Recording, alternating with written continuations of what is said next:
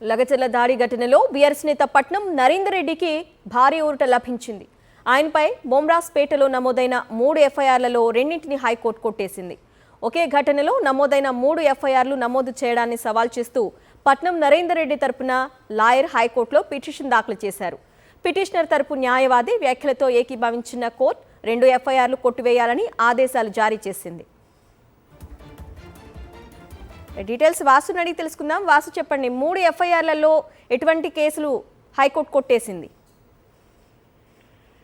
అలా ఏదైతే లఘుచర్ల ఘటనలో అరెస్ట్ అయినటువంటి మాజీ ఎమ్మెల్యే పట్నం నరేందర్ రెడ్డికి హైకోర్టులో భారీ ఊరట లభించింది. ఆయనపై నమోదైనటువంటి 3 ఎఫ్ఐఆర్లో కూడా 2 ఎఫ్ఐఆర్లు కొట్టివేస్తూ హైకోర్టు కీలక ఆదేశాలు జారీ చేశారు. అయితే పట్నం నరేందర్ రెడ్డి రాజకీయ దుర్దేశంలో తన పైన ప్రస్తుత ప్రభుత్వం శిక్ష కట్టి కేసులు నమోదు చేస్తుంది. లఘుచర్ల కలెక్టర్పై దాడి కావచ్చు, ఇతర అధికారులపై జరిగినటువంటి దాడికి తనకు ఎలాంటి సంబంధం లేదు, నేను సంఘటనా స్థలంలో కూడా లేదు.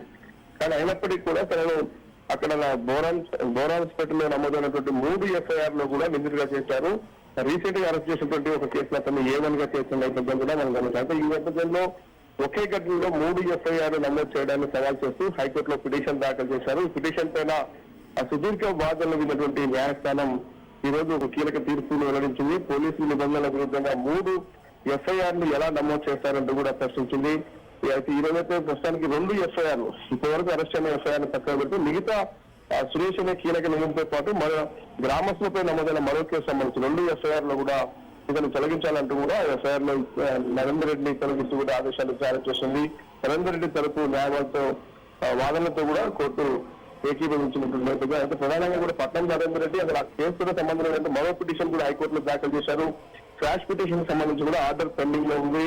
ఇక స్థానికంగా ఉన్నటువంటి కోర్టులో కూడా బెయిల్ పిటిషన్ తో పాటు కస్టడీ పిటిషన్ ఇప్పటికే 14 రోజుల జ్యుడిషియల్ రిమాండ్ ఎందుకు ముగిసిన నేపథ్యంలో కూడా అతని జ్యుడిషియల్ రిమాండ్ డిసెంబర్ 11 వరకు పొడిగిస్తూ ఇప్పటికే ఆదేశాలు జారీ చేసిన పరిస్థితి. ఆయన కస్టడీకి ఇచ్చే అవకాశం కూడా లేనట్టే తెలుస్తుంది. ఇక క్రాష్ కు సంబంధించి రేపు లేదా ఎల్లుండి హైకోర్టు కీలక ఆదేశాలు జారీ చేసే అవకాశం ఉంది. ఆ తర్వాత క్రాష్ పిటిషన్ హైకోర్టు ఇచ్చే ఆదేశాలను బట్టి స్థానిక వికారాబాద్ కోర్టుకు సంబంధించి కూడా కస్టడీకి ఇవ్వాలా లేదంటే బెయిల్ ఇవ్వాలన్న అంశం సంబంధించి కూడా ఈ రోజు లేదా రేపు మరో తీర్పు వెల్లడించే అవకాశాలు కనిపిస్తా ఉన్నాయి. Okay Vasu, thank you.